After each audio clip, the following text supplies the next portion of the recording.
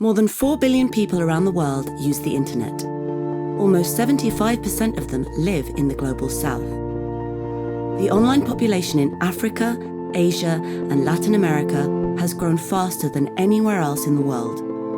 And yet, their voices are missing, or are underrepresented in global debates on digital and cyber issues. This makes all of us poorer. To achieve more inclusive, open, and prosperous societies, we need to close the representation gap.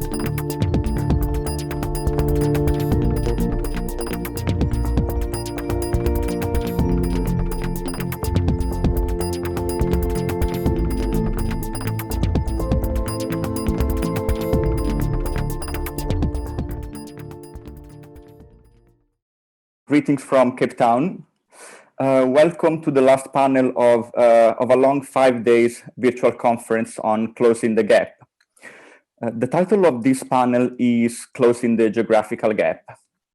My name is Enrico Calandro, and I am co-director of the Cybersecurity Capacity Center for Southern Africa at the University of Cape Town, and Senior Research Associate at Research ICT Africa. And today I will moderate this panel.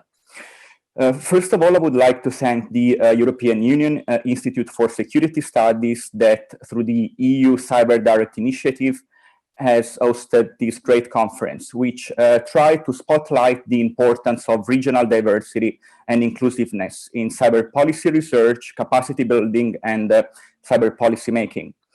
And although this conference was initially planned as an academic conference at the Egmont Palace in Brussels, the event was then moved online due to COVID-19 outbreak. And in this specific case, I would say a blessing in disguise, because it has significantly improved the participation from all over the world.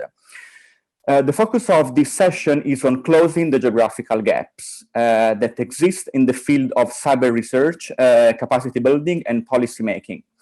And we will talk about how the institutions and work of today's speakers aim to close these gaps. The study of cyber-related issues and the number of policy processes and initiatives addressing cyberspace have grown exponentially over the past decade. Yet, the scholarship on the topic, as well as policy debates, are dominated by a small group of countries in what some call global north. But considering the transnational nature of digital infrastructures, it is important to approach cybersecurity strategies beyond national borders. And therefore, it becomes a priority to bridge existing geographical gaps in transnational governance approaches to cybersecurity. And specifically related to my work, the existing geographical gap in cyber research is problematic. There is also some research that has tried to demonstrate this empirically, and I would like to specifically referring to a paper recently published by Calandro and Craig from Cardiff University on the role that research plays in cyber policy making processes, and specifically on how science and technological knowledge is a robust explanation for a state's cyber capacity level. So according to this study, access to and availability of science and technology knowledge is a key factor explaining, for instance, why least developed countries have lower cyber capacity than their developed counterparts, given the existing geographic gap in knowledge production. So during this session, we will try to answer to the question on what are then the main obstacles to increase the production of research from the global south in order to bring the necessary evidence to local cyber policy making processes, and to inform cyber capacity building initiatives and debates with evidence from the south. And also, what are then the instruments and mechanisms at our disposal to make this happen? We are going to discuss this with our panelists today that are all engaged with cyber research, training, and advocacy in what is called the Global South. Just maybe a couple of very quick housekeeping notes. You're welcome, of course, to interact with the panel by using the chat to pose your question, or if you would like to make a comment. And just to let you know that this panel is recorded, and you're welcome to tweet using the hashtag Closing the Gap. So without any further ado, let me introduce you to our speakers for today. we have 4 speakers. The first one is Dr. Luca Belli. He's Professor of Internet Governance and Regulation at Fundação Getúlio Vargas Law School, where he leads the CyberBRICS project. And he's also associated researcher at the Centre de Droit Public Quimper at Paris 2 University. Luca is also a member of the board of the Alliance for Affordable Internet. Our second speaker is Dr. Nibal Idlebi. She's the Chief of Innovation at the UN Economic and Social Commission for Western Asia. She's a senior policy expert in innovation and technology for development, information and knowledge society, and digital and open government. Our third speaker is Gbenga Sesan. He's the Executive Director of Paradigm Initiative, a Pan-African social enterprise working on digital inclusion and digital rights through its offices in Cameroon, Ghana, Kenya, Nigeria, Tanzania, and Zambia. He's also a non-resident fellow at the Digital Cyber Society Lab at Stanford University. And last but not least, Professor Philip Lark is the Executive Director of the Program on Cybersecurity Studies at the George Marshall European Center for Security Studies. Philip is the founder and architect of the Marshall Center's Global Transnational Cybersecurity Program. So, Luca, let's start with you. So what do you think are the main challenges linked to the underrepresentation of the countries in the Global South in international cyber and digital debates? And how does your work through the CyberBRICS project, for instance, contribute to strengthening the participation of underrepresented countries in these debates? And based on your experience, what else do you think that is needed and desirable for the situation to improve? Luca, the microphone is yours. Thank you very much, Enrico, and also thank you, Patrick, and all friends from EU CyberDirect for organizing this very timely and needed discussion. Yeah, I think that those amongst us that have been in internet governance and internet policy discussions over the past decade have been that there has been a slight improvement in representation from different areas, but still there is a huge work to be done to have a more equally distributed representation. If we want to understand what are the main problems, I think if we want to create a taxonomy of the main reasons why we have this underrepresentation, I think the first and most evident problem is financial issues. There is a obvious gap between the most developed countries and the developing countries in terms of how they can finance participation of people to global debates. Usually are only debates, and it's also very difficult to fund participation to some fora that are perceived as talking shops, for instance. So the first main core problem is financial availability, financial resources. So, and this, the perversion of this has been shown with a very clear example by internet access during the COVID-19 pandemics. In the global fora, it was thought that internet access was only a problem for the developing world. Then the COVID-19 obliged us to be locked down in our homes and made it clear that internet access is not only a developing world problem, it is a problem of every country almost.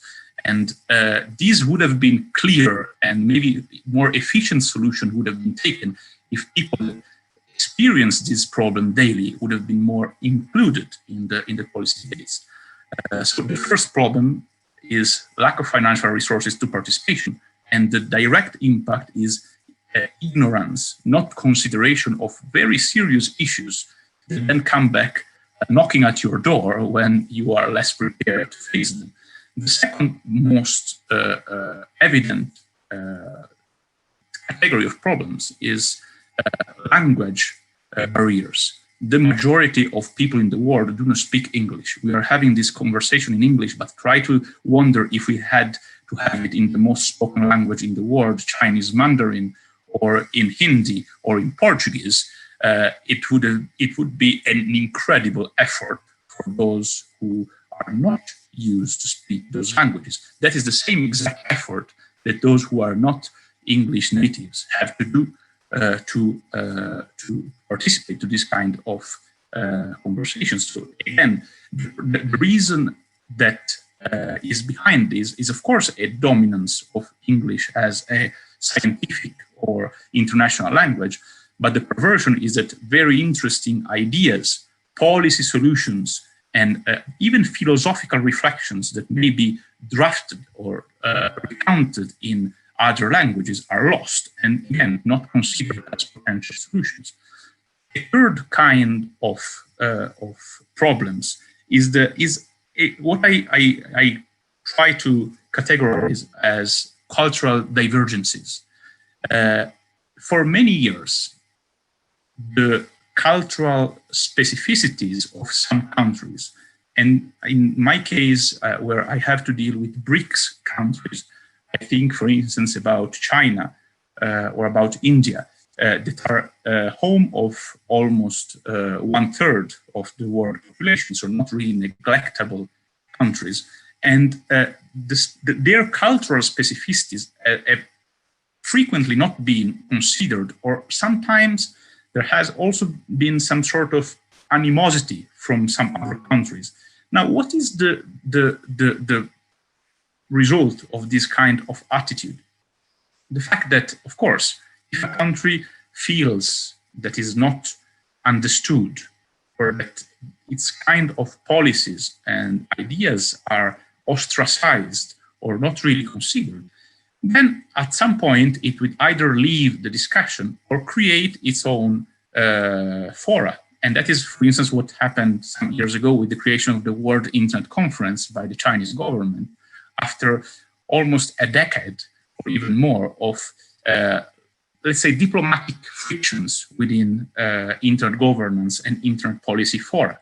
And I would like to stress again this, not only because it means that some specificities are not considered, but also because when we do not consider other countries' cultural context, we lose a lot of what we may have in policy discussions.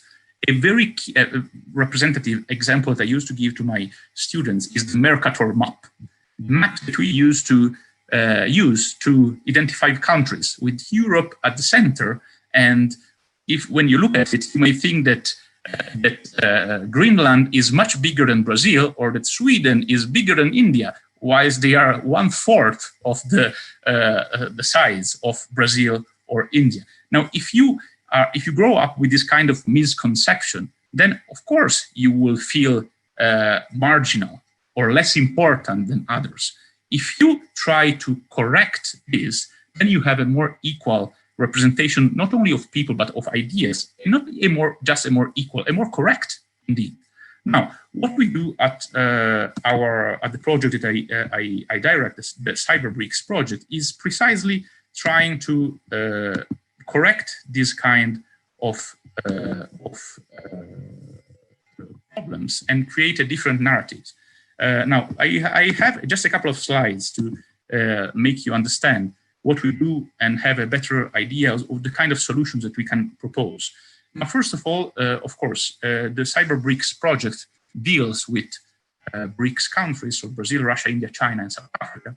And we have three main avenues of research and policy proposals, that is cybersecurity, internet access, and digitization of public services that we consider as core priorities for those countries, and also, of course, for the global policy debates.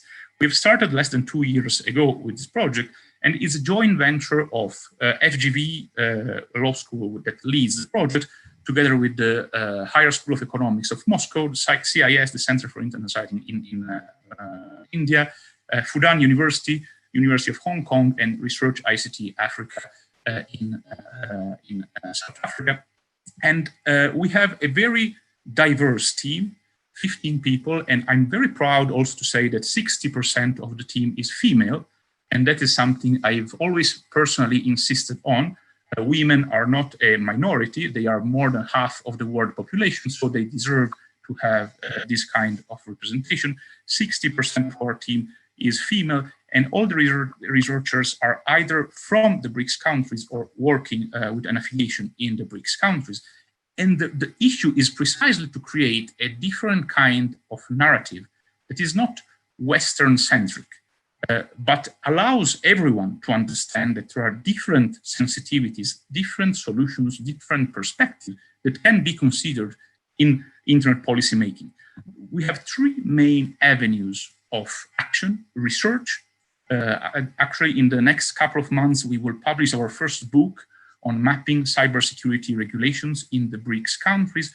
We have more than 50 analyses in our website, cyberbricks.info, with also partnerships with other projects, mainly in the BRICS countries, but also in other countries. We try to engage with various stakeholders, equally in the BRICS and out of the BRICS, with a special focus in the BRICS countries. And of course, we try to propose a policy solution when we have done the appropriate research. And this is a humongous task, knowing that we are the first project doing this kind of comparative analysis and mapping within the BRICS countries, even if the BRICS exists since more than 10 years. Why it is particularly relevant? Because 40% of the population live in the BRICS countries, and almost 40% of the internet population lives in the BRICS countries. So the cyber policies, the digital policies of BRICS are not only impacting all these 3.2 billion people, but also everyone, every person or every business or every country that wants to deal with them. And we are seeing these with some sort of Cold War flavors in the latest months. We are experiencing the fact that knowledge of those countries' digital policies is essential to be able to deal with them and avoid a confrontational attitude. We have elaborated a great host of research. We also have comparative tools. We have already shared three: one on data protection, one on cybercrime, and one on consumer protection within the BRICS countries. And really, what our aim now is to start to lay the foundations so that also other researchers in the BRICS countries and besides the BRICS countries can have a better understanding of what is happening, why it is happening, and build even more research that can contribute positively to inform better policies with a more diverse range of opinions and ideas. If you have any questions or any comments, I'm very happy to take in them now or to take them at the end. My last idea would be that actually, as you were saying, Enrico, the fact that we have online conferences is very good for inclusion. So maybe something that would be very easy to implement and very effective would be to have part of every conference as an online conference where people around the world can connect and share their idea. Thank you very much. And again, I'm very happy to take your questions and comments. Thank you very much, Luca. You raise really a number of very relevant and important points that maybe we can pick up during the course of the conversation. What I like most is your approach in developing a research project. And what I really like, the CyberBRICS project is your effort on improving diversity within the design of the project. So, you're not only studying and understanding diversity, but you actually, within the design, the architecture of the project includes, the diversity component within it. So I think that's a very important lesson that maybe can be learned while we study and we try to understand processes in the global south and developing countries. So to really take always into account that it is within the design process that we should start of considering issues of inclusion. Maybe we can pick up this point later on.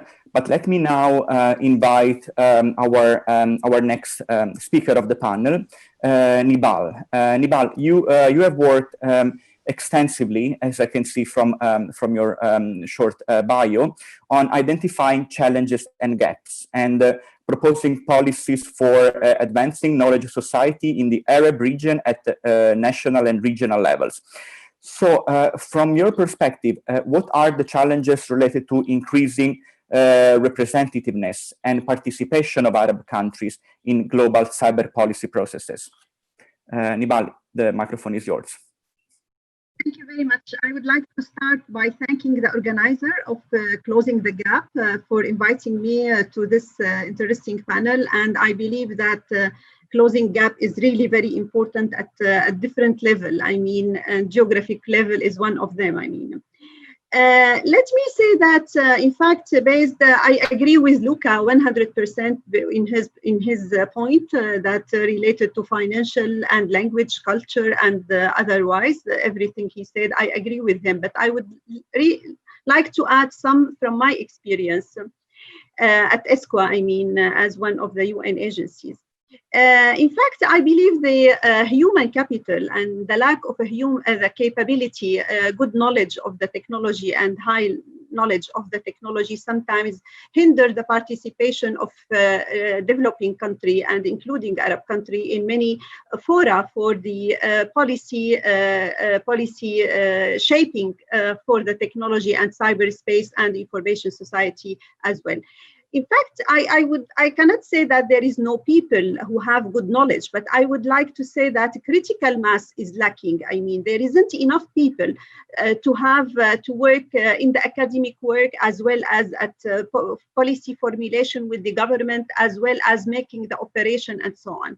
Therefore, there are maybe few experts in each country, maybe, but I mean, they are not enough they are not constituting the critical mass to make to participate internally as well as externally, and sometimes, of course, at regional level.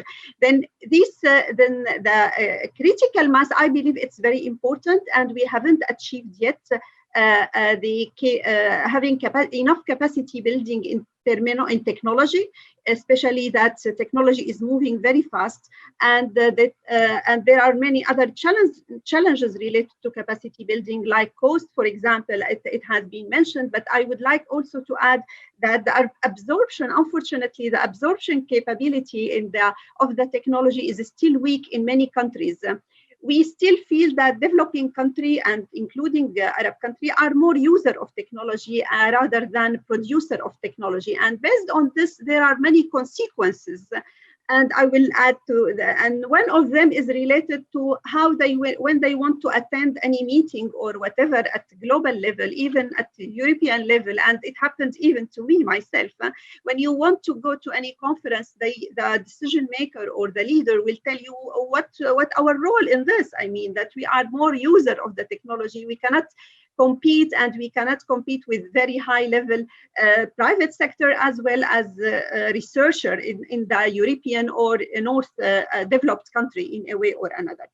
Then the absorption capacity, it has been demonstrated that it is really critical, I mean, for the spread of the technology and consequently for the contribution to the international fora and the international conferences.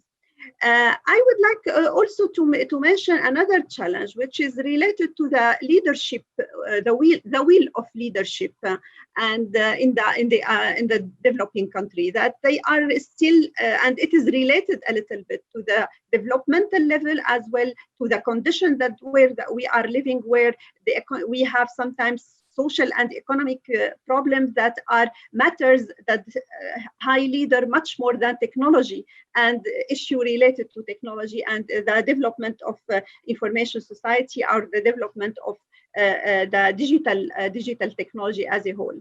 Then it is not a priority till now, according to our leaders.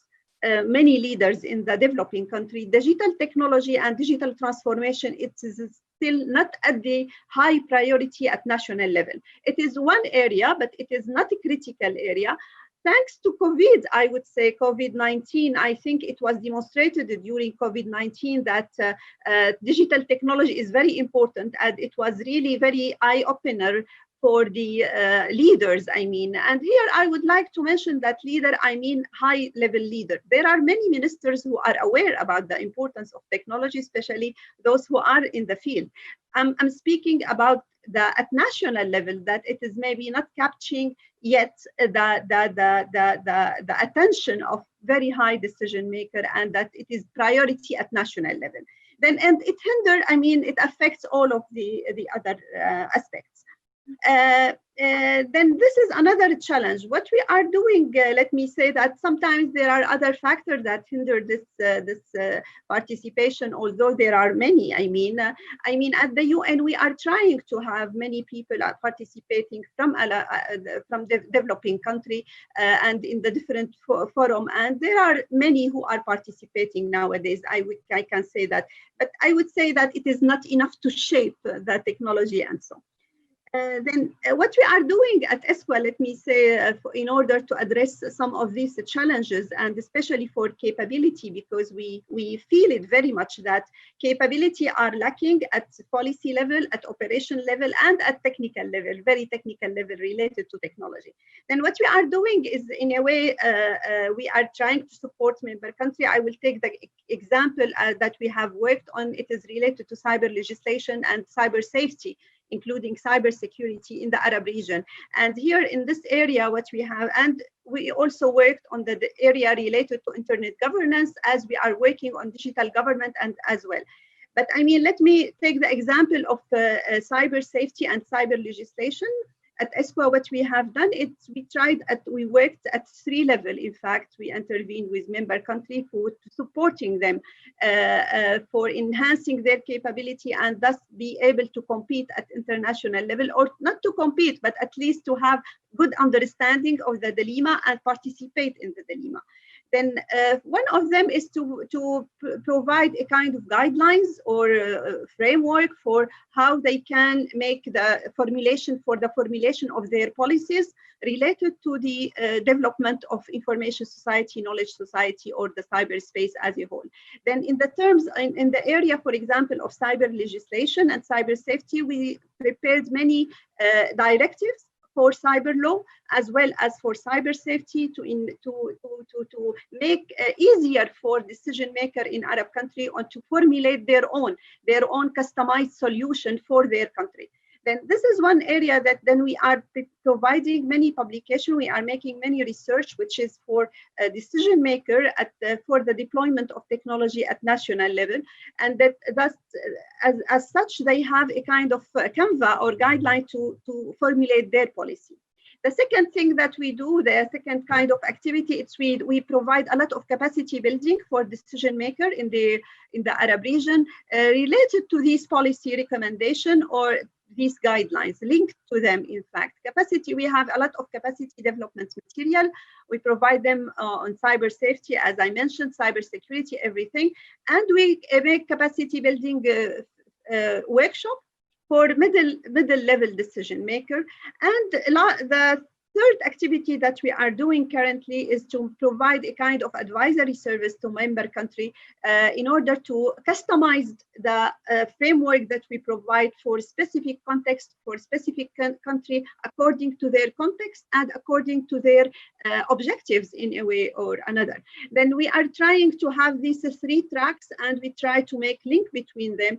Then policy formulation, guidelines for policy formulation, capacity building, and capacity development material for decision maker, as well as advisory services, which is very customized to each context and each country. In addition to that, we have some kind of fellowship program where we try to invite experts from the Arab region to attend some international events in order to participate and discuss and represent our point of view, the point of view related to the context in the south. I mean, in the developing country. I will stop here for the time being, and maybe I can take the floor later on if there is any. Thank you. Thank you very much, Nibal. I think you touched upon a very important point, which is, as you say, somehow your agency tries to customize, right, the intervention to the national and regional context. So the importance of actually always understanding and taking into account that any kind of intervention, support, and help needs to be contextualized to the national and regional reality. And it's also important to be aware, actually, on what the conditions there are. And you touched upon the fact that the human capital is actually lacking, the critical mass that is needed, right, to interact with well-resourced and mature economies. It's still lacking in developing countries. But also the fact that the geopolitical context where you work, actually these countries are more users than producers of technology, and that creates within these debates on cyber policy what you have described as this absorption capacity gap, which it's really relevant, and it's an area, of course, to work on. But so we'll see if we have some questions also specifically for you from the public. But let's move now to our next speaker, Gbenga, and we move to another region. So we move specifically to Africa. Gbenga, you really do groundbreaking work on digital inclusion and digital rights across many African countries, and so I would like to invite you to share with all of us how through your work you are concretely bridging this geographical gap.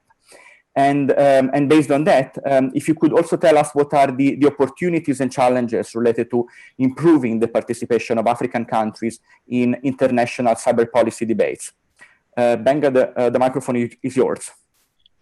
Thank you, Enrico, and thank you, everyone. So let me start by talking about the challenges, and then I'll talk about our work, and I'll talk very quickly about what I think may be a one-time opportunity that we have to level the playing field. So in terms of challenges, 4 key things for me. One is institutions. And I say institutions because if there are no institutions that can guide a process, then all the experts will then sort of find themselves struggling to bring the issue to the spotlight. And it's not that there are no institutions on the continent in Africa, but it's just that there are a very few institutions that have interest in these core issues. And when you talk about interest, you scale it down a little bit and you see that, yes, a few have interest, but if, a lot fewer also have the capacity. And when I say capacity, I'm not even talking in terms of human capital alone, in terms of what people know and things like that, but the capacity of the institution to be able to break the issues down. Because unfortunately, many times when institutions have this kind of conversations, they talk amongst themselves, it's a silo. Right? Civil society is talking to civil society, researchers are talking to researchers, media is talking to media. And because there is no institutional capacity, you can't have people talking across the silos. And I think, still speaking of institutions, one other thing that is important there is the sustainability of institutions. In my career, from about 2 years ago, in the space of cyber and the things I have seen, it is very clear that there are not too many institutions in Africa that started with the work and stuck with it and then became sustainable enough to be able to sustain the conversation as institutions. So I think that if we're looking at some of the places where the challenges are, one will be institutions. And the second challenge for me is design, which thankfully has been talked about earlier. And when I say design, I mean that fundamentally, the way that conversations are designed do not provide a platform, do not provide an opportunity for Africans to participate. I can tell you a very short story.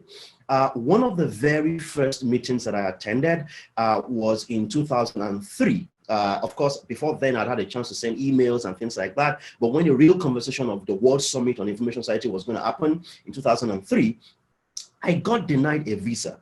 right?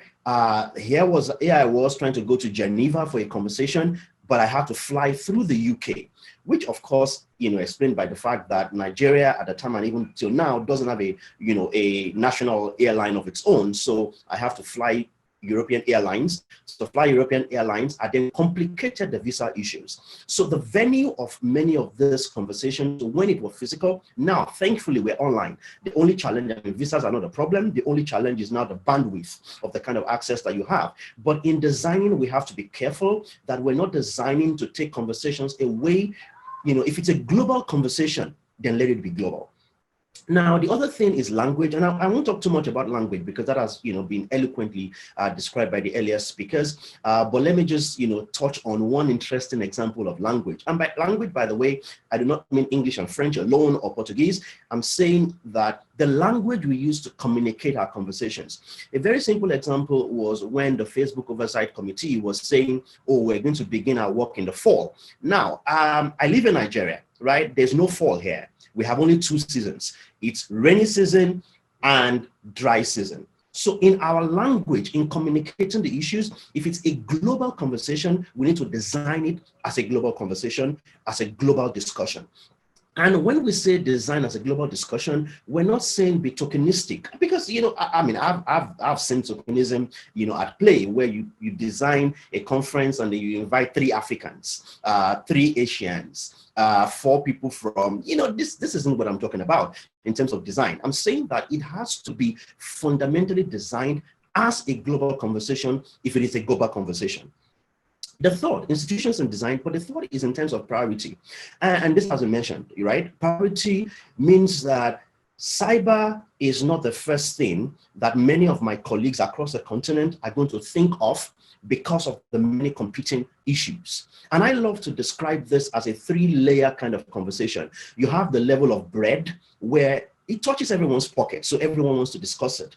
Poverty issues, health issues, it's bread, you want to discuss it. And there's a second level. I said there are 3 levels: bread, broadband, and blah, blah, blah. The broadband level is even the point where you begin to talk about infrastructure. People are still interested. They want to get connected. But the level of blah, blah, blah is the level when you begin to talk about cyber norms. And the question to you is, what on earth is my business with cyber norms? So we need also to be able, and this ties to my comment about design. When we have these conversations, they need to be talked about within a specific context that people can relate with. And speaking of context, this is a very good time for me. So I've talked about institutions and design and priority, but the final thing is context in terms of the challenges.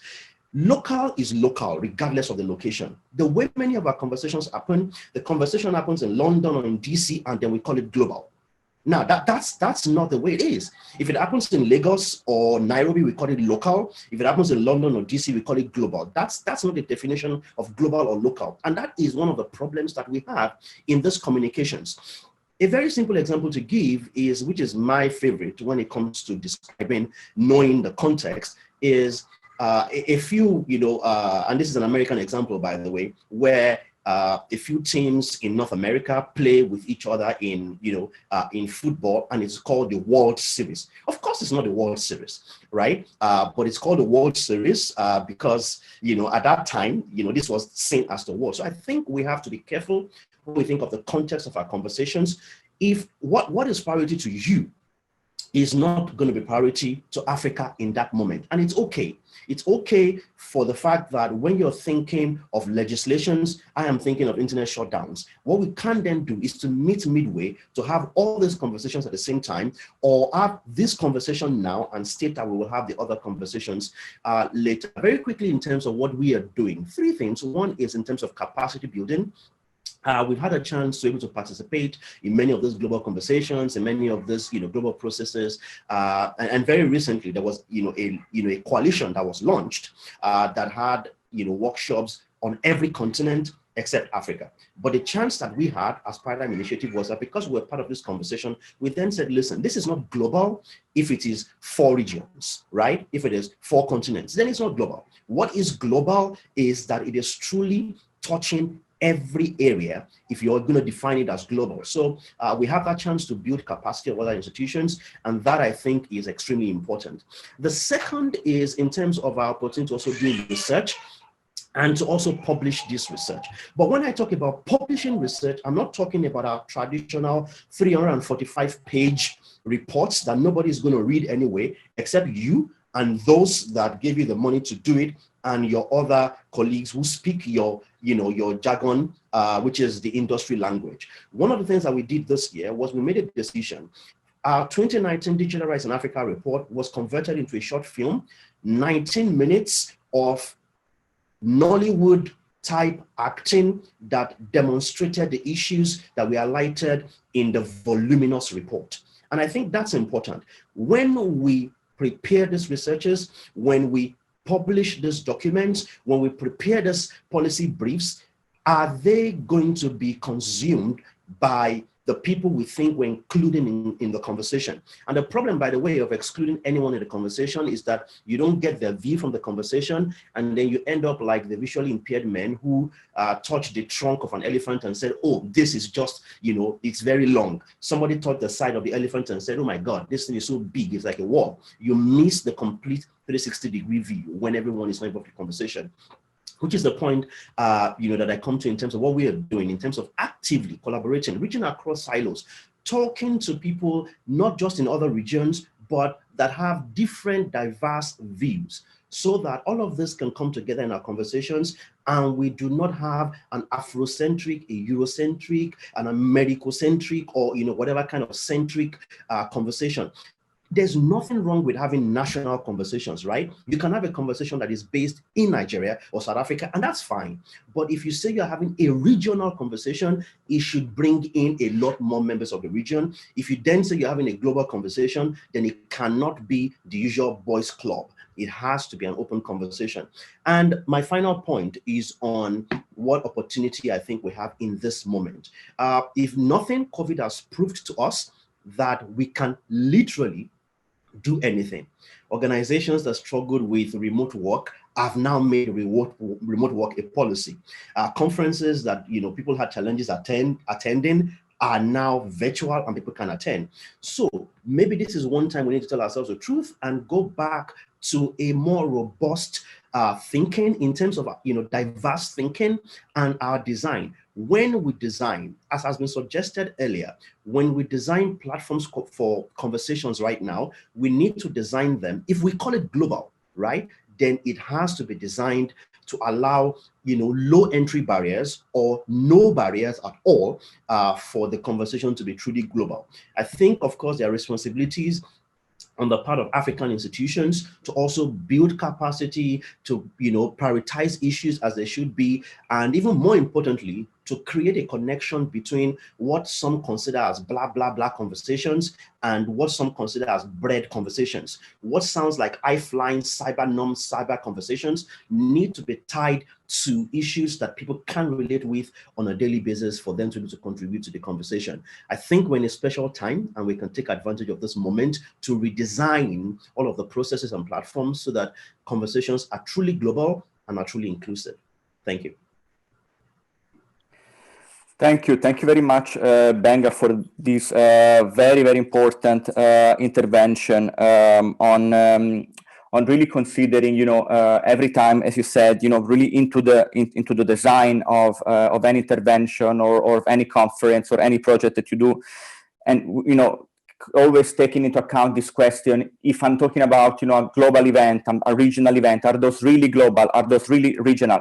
And the language that was also used, does it take into account this global, regional, or national dimension? Because as you say, most of the time that can be forgotten. And also the very important point on making research and providing evidence in a much more understandable way for the public that you are referring to. I think that's very, very important. Most of the time, probably as researchers, we forget that an academic paper will never be read by a policymaker or by the person that actually are trying to have an impact on. So it's always important that to translate, as you are saying, your research product in a format that is accessible for for your readers and for the people that somehow you are trying to reach and influence with your work. We also touched upon the issue of capacity building, and you told us, that you do some work on that area. So based on that, then I would like also to invite our last speaker before I move to the questions that we have received from the public. So Philip, through the program on cybersecurity studies at the George Marshall European Center, you lead a number of cybersecurity capacity building efforts. So what is your center doing in order to bring participants from the Global South in your center? And what are the benefits for them to participate in these programs? And also, as we try to ask to the other speakers as well, what are the challenges then related to improve geographical representation in your programs? Philip, the microphone is yours.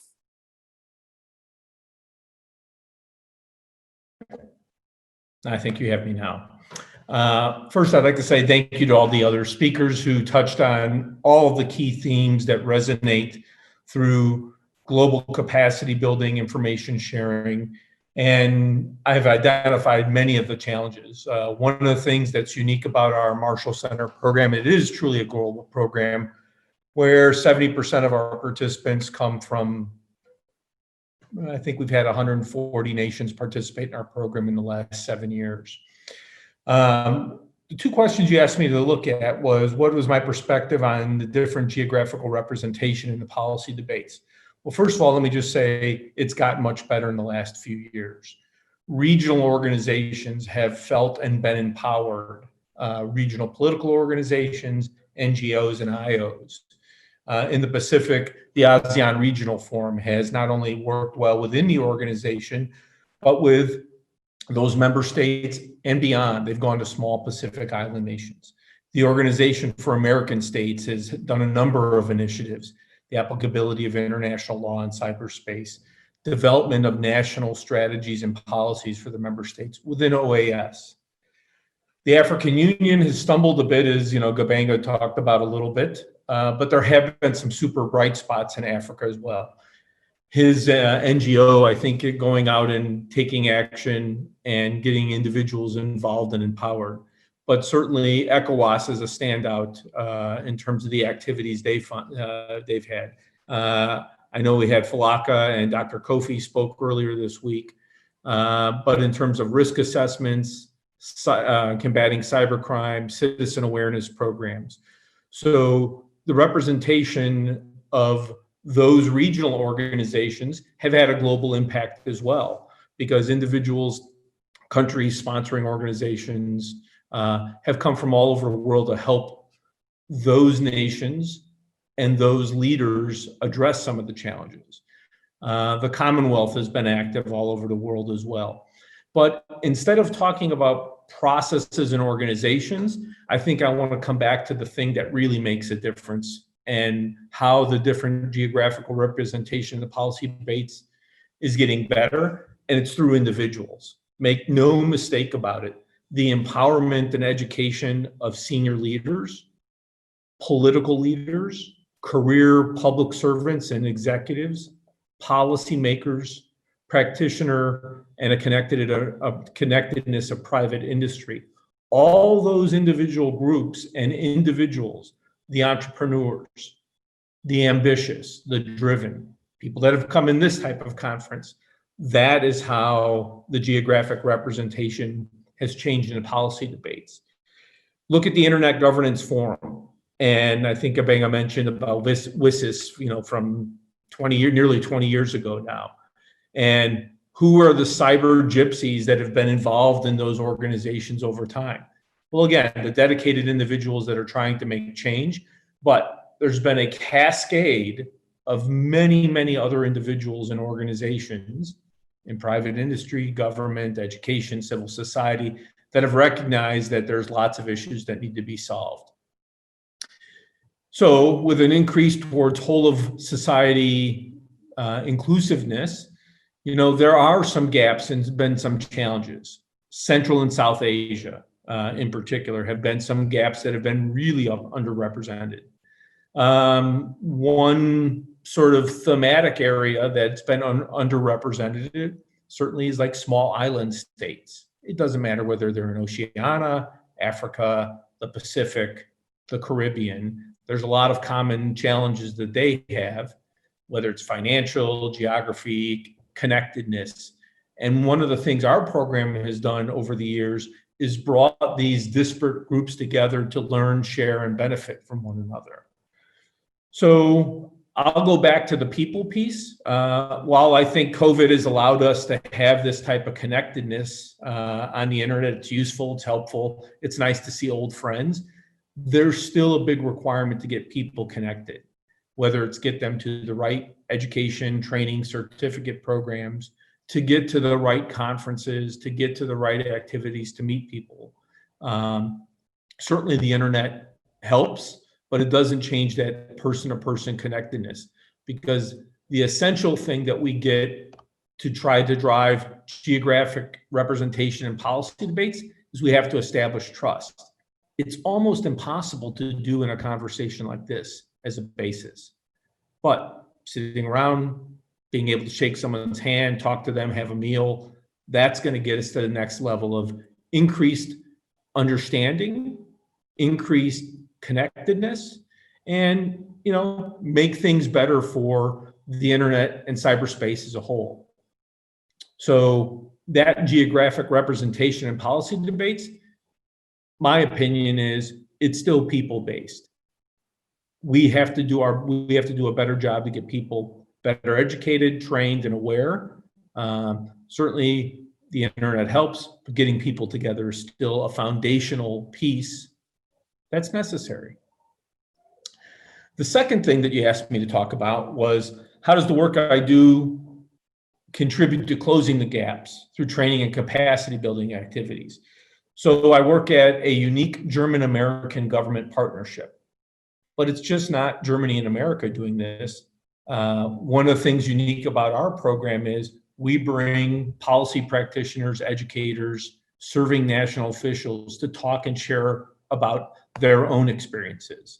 Some of those things could be simply designing national strategies, policies, sharing information from private industry, bringing private industry in to talk about what does it mean when you do information sharing and exchange? How do you build trust? And again, I'll go back to trust time and time again. Those are personal relationships that you have to have. And sometimes, I will say this from my experience as an American and living and working in Germany a number of years, I come from a big country and I don't understand all of the challenges that others do. But when you bring 100, 125 participants, another 50 or 70 speakers together for a couple weeks at a time to talk about a broad number of topics, you can start to build a foundation of trust and information sharing. I'll also say that the experiences of others have to be shared and communicated. Certainly the internet helps, and these last few months in COVID have helped friends and colleagues to share their own experiences. And they've done it just like we're doing now. That cascading and sharing of quick information, I think, is useful. But that training and capacity gap, we've identified, and certainly through our own network and assessment of those that have gone through our capacity building activities over the last 7 years, have recognized there's things that we can do better. And that is that information sharing. And you can imagine for technical IT and OT colleagues, it's one thing. For those working in the UN-GGE and regional groups in terms of different policy issues, it's connecting and building networks. And it's networks of policy professionals, academics, private industry, and those that care about making their countries and organizations better. So my piece will be people and trust. That is a necessary thing that we have to do through human interaction, because this type of internet connection only gets us so far. In the end, we all work with people, and that's an expensive thing to do. And as Gbenga said, you have to design it into everything. It ain't going to happen by magic. And so I'm pleased to be a part of something like this type of conversation in the summer in the North, because these little steps build that network of policy professionals to address those challenges that we need to have in the global debate. And I'm easy to get a hold of. There's probably someone in your country who's been to the Marshall Center in one of our programs. And you know, if you have any questions, certainly reach out to me. Enrico, thank you. Thank you very much, Philip, for highlighting the fact that this network as well of policy, academic, civil society, individual, private sector representatives, professional, and others that they really are building and making this policy work. And some of the obstacles, of course, from as we know from the global south, one for all, the main one that we still haven't addressed yet. Also, we are talking about cyberspace and fourth industrial revolution challenges. The reality is that there is still the majority of people in developing countries are disconnected, that are completely, entirely excluded from this kind of debate. So then probably the biggest challenge of all of us from really a geographical perspective, then it's how then can we bring these kind of perspectives and people within the debate, and how can we design our research projects, capacity building initiatives to take into account not only their perspectives, but actually to make them part of the development of these all these initiatives. I have a couple of questions for the participants. Let me start with one for actually all the panelists, because I see that we are almost at the end of our discussion of an hour. So I have received a question from Zoe from the LSE, and this is for all panelists. So feel free to jump in. So you've mentioned how COVID-19 has facilitated a more global reach of various events. But given the problems with access to the internet, which is actually what we were talking about, does it really make things easier for broader representation from Africa and other regions? Would somebody like to answer to this question? Yeah, I mean, I can speak to. Yeah, Gbenga. So I'll say two things. One, expensive internet is cheaper than visas and tickets. That's one. The best thing is to have, no barriers. But if I were to choose one barrier, I would choose internet, because I can find a way to easily overcome that, right? People are already overcoming that to learn, right? So they can overcome that. But I think where the real challenge is not just choosing between the visa and other design challenges and internet access, but to have a basic minimum. And I think that basic minimum is ensuring that everyone who wants to be is connected. And in many countries where connections do not even exist as they should, the governments of these countries have gathered over the last few years what is called the Universal Services Provision Fund or Universal Services Fund. And so the resources are there. And this goes to what Nibal was saying earlier, political will. I can say clearly, any country in the world today can make internet access available if the political will is there. Kids are at home now and are learning on the internet, and it took only one pandemic to get us there. We can do that. Thank you very much, Gbenga. And linked to the physical access to the internet, as actually you were saying before, there are so many other issues at different levels. Let's think about the language that we use. Now let's think about the person really from the street coming and making an intervention to this kind of debates. Are really inclusive from a language point of view, not only English, but really the kind of terminology that is associated with this kind of debates. So those are all issues that should be taken into account. I've got another question specifically for Luca Belli from Roland. His organization is BELDEF. Do you think that certain authoritarian regimes in the South in particular choose to keep the cyber gap large on purpose to exert their own influence and policies? And if so, how can the international community manage to overcome these national blockages? A very provoking question for you, Luca. Yes, indeed, probably the most simple question that has been put forward so far. It is obvious that some countries utilize internet as a tool for control. That is obvious. The question is this something that, and here is precisely why I was speaking in my early intervention about perceptions and misperceptions. If we thought about mass violation of human rights in 2012, we would have thought about authoritarian regimes. Then in 2013, the Snowden revelation gave another alternative narrative of the story. And this is not to say that some government, this is not to point fingers at some government. It's just to understand that there are different kinds of narratives and different kinds of interpretations. And human rights are all intertwined and equally important. Some governments have, even authoritarian regimes, have done very good job at some kind of human rights, very poor jobs at some others. Security, even in some of the most developed countries, you feel unsafe and you need to carry a gun in a lot of areas, otherwise you will be shot. In some authoritarian regimes, you don't. Of course, if you want to speak your mind freely in some authoritarian regimes, it's really something that happens very rarely, whereas in other parts of the world, you can freely speak, but you risk to be killed. So both the right to life and the right to free speech and to freedom of expression are both equally important.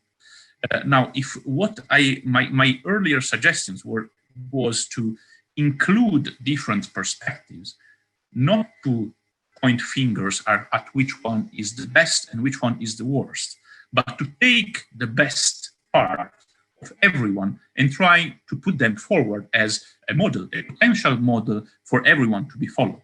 Now, if you do not consider the good sides of even the worst pupil in the classroom has something good to teach you, if you choose to ostracize him or her and not to consider him or her, he will maybe develop more the bad side rather than the good side. If you choose to try to dedicate some time and effort to include him or her and to try to let him or her express what he or she has about the good things the good proposal that she or he has in life, then others can also understand better and also try maybe to emulate some of the good things. Let's do not forget that the first in the world to speak about internet sovereignty that now is so fashionable in Europe have been the Chinese in 2013 with the World Internet Conference. So, and now we are repurposing things, and if some things are said by some observers or some stakeholders are automatically considered as something good and positive, if something is said by someone else, is automatically associated with authoritarian regimes. Again, I'm not saying that which one is the best. I'm just saying that everyone deserves to be included, and this conversation is precisely about this. Having a heterogeneous panel of ideas. Some years ago, I penned a paper that was quite well received about a hetero-stakeholder model of internet governance. What we need to do is not to have different categories, but different ideas, because everyone is able to bring a friend from the private sector, a friend from the civil society, and a friend from government, agreeing and taking hands and praising the beauty of the multi-stakeholder model, but very few people are able to bring different perspectives and hear into them. Thank you very much, Luca, for having emphasized, once again, that what's really important is to have this heterogeneous panel of ideas without using specifically any framework or any concept, right, to analyze whether specific actions, policy decisions, or legislative frameworks are right or wrong. We really need to try to include all different perspectives in this kind of debates and try to understand what are the good practices that actually then benefit the human being, without taking specific geographical positions on that. I've got one final question for Nibal, and I think it most probably is going to be the last one. So I invite also then Philip maybe to add something to this question, even if it's done specifically for her. And it's from Venas and Tahondi from the Center for Multilateral Affairs. And she's thanking you for your wonderful intervention. It was perfect and very informative. She's asking, what are the measures to be taken to cater for you stated as we love leadership in the global south to be solo for regime protection purposes? Most of the south of Sahara region. If I understand well the question, it's how to convince the decision maker and leader about the role of technology and digital transformation, if I'm not mistaken. Then I believe the best thing to do is to show impact, the impact of the digital transformation, of the digital technology, of the cyberspace, whatever.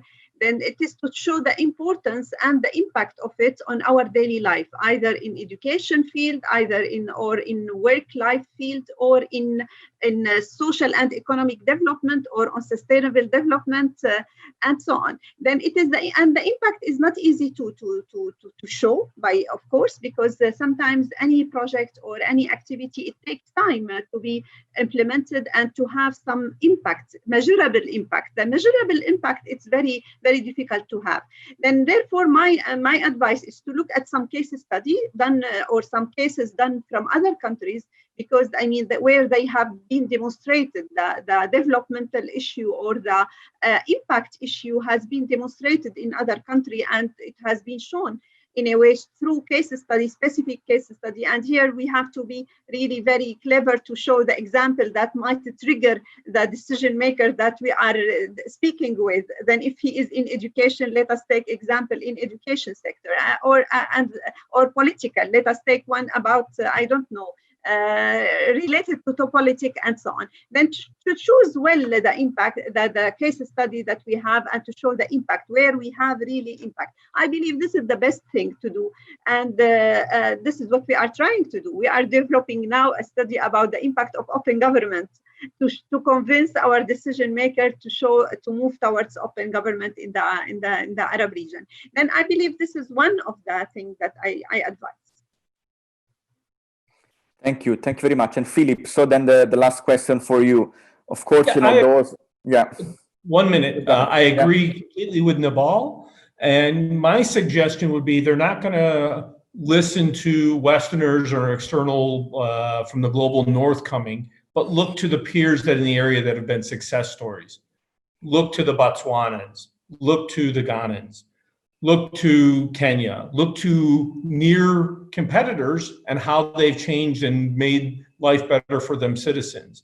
So sometimes this is that senior leader connectedness within the region or nearby, and not from the external, I'll say the North and the big West, because that's the best type of learning, is when they see it saying, hey, how come the economy in Uganda is taken off? Well, they deregulated the IT community. Why did they do that? Well, they lost control of maybe the messaging, but citizens became aware. So thank you for the opportunity. Thank you very much, Philip, and thank you. I would like to thank you all of you for this very interesting and engaging panel. We are 10 minutes over our time, so thank you for all the speakers. And also for the audience who participated to this very long but very successful conference, I would say, over the last 5 days. And but I would like to invite the person who has actually designed, the architect of these last 5 days, and put together 100 speakers from all over the world. So he really tried to make his best make a real global kind of event. So Patrick, yeah, tell us how you did it. And thank you. Bye-bye, everybody. Thank you, Enrico. And I will take 1 or 2 minutes of your time and also those on the call. It's the second time I've been called the architect in the past month, so I probably should consider change of profession at this point, but I take it as a compliment. Thank you, Enrico, for doing an excellent job, and the panelists. I would really like to take 2 minutes to sum up a bit the conversations throughout the week that we have had, and of course what you've been saying has resonated really for over the past 5 days. I mean, this conference has been really built with the assumption that gaps in cyberspace are created by people, and therefore we assume that only people can close them. If anything, we have demonstrated over the past 5 days with the participation of you and all those who have been connecting for different sessions, that there is this immense interest and determination within different communities and regions to discuss and look into concrete solutions to close the existing gaps in knowledge, representation, participation, and so on. And it's enough to go to the playlist of the sessions that we have had to see how rich that conversation is. But so let me take this opportunity to thank you all, the speakers and participants, for your engagement throughout the week, because actually it is your success, not only us as the organizers. With this event, we have hopefully contributed to building several bridges, and it's now our hope that you are going to use them. So this architecture metaphor, Enrico, is very apt, but it applies to all those brickmen and brickwomen who have been working hard over the past week. Closing the gap, in our view, is a process, and this conference is just a small contribution. So we ask you all to continue the interactions and the engagements in the coming months. On our side, I know we're going to do it for the activities we have. We have the EU Cyber Forum coming up in September, but we also have recently launched the Directions blog, which exactly aims to close the gap between the regions and communities. All of you are going to receive information about it after all. I've heard a lot over the past days, a lot of words of thanks directed towards myself and my team here at the UISS and Cyber Direct, but I think it's important for everybody to know that actually this has been a whole team of people who have been working on this event over the past months.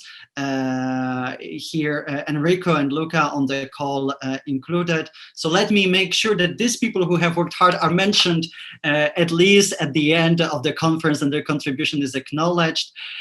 We have Michael from the Belgian MFA, Thomas from the Egmont Institute, Bart from ASPI, Joyce from Chatham House, Ivan and Luca from FGV in Brazil, Motohiro and Ken at Kyo in Japan, Frederick and Odd at GEOD in Paris, Savjit at the National Law University in India, Fabrizio at the School of Transnational Governance at the UI in Florence, Laura, Hannes and Ian at the GMF, Julia at SNV in Berlin, Enrico in South Africa, chairing also this session at Research ICT Africa, Francois in IRSEM, and Anna Maria at Taltech in Estonia. And most importantly, of course, none of this would be possible without the commitment and the hard work of my two colleagues, Natalie and Fabio, who have been facilitating your participation over the past week. So big thank you to all of them. And let me finish by acknowledging the financial support, but I must also say personally, the encouragement and a sort of emotional support I've been receiving ahead of this event from our founder, the Service of Foreign Policy Instruments of the European Union. So I thank you all, wish you an excellent summer and winter break, depending on which part of the world you are in. And hopefully we're going to have many more opportunities to work together in the future in a truly global sense and spirit as Gbenga was advocating. So thank you all for joining us, and bravo to you for surviving over the past 5 days in another Zoom marathon. So thank you all and have a wonderful weekend.